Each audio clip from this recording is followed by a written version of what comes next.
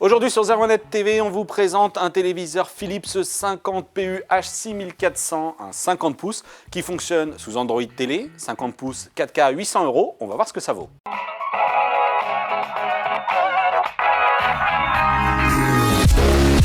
Et vous vous en doutez, à 800 €, un 50 pouces ultra haute définition, la promesse de Philips, eh bien, c'est d'apporter un produit ultra compétitif. Et ça se ressent à l'usage, puisque l'image ultra haute définition, on va commencer par ça, n'est pas extraordinaire. Évidemment, vous pourrez profiter du contenu 4K, notamment via des services tels que Netflix, parce que pour l'instant, de ce côté-là, l'offre est assez pauvre. C'est plutôt convaincant, c'est très propre. Mais entre ce téléviseur 50 pouces compatible 4K et un équivalent Full HD de très bonne qualité, on a un peu du mal à faire la différence.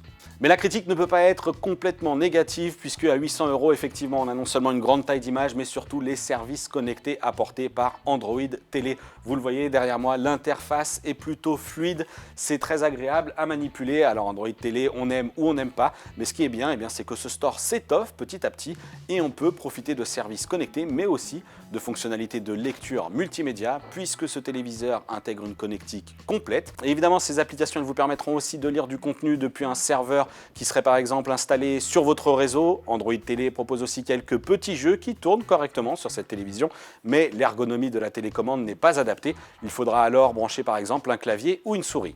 Et on termine par deux points négatifs sur ce téléviseur. Le premier concerne la luminosité qui n'est pas exceptionnelle. On a mesuré à 352 candela par mètre carré. C'est vraiment très moyen. Et très moyen aussi la qualité audio. Compte tenu de la finesse, Philips n'a pas soigné le dispositif intégré et ça se ressent.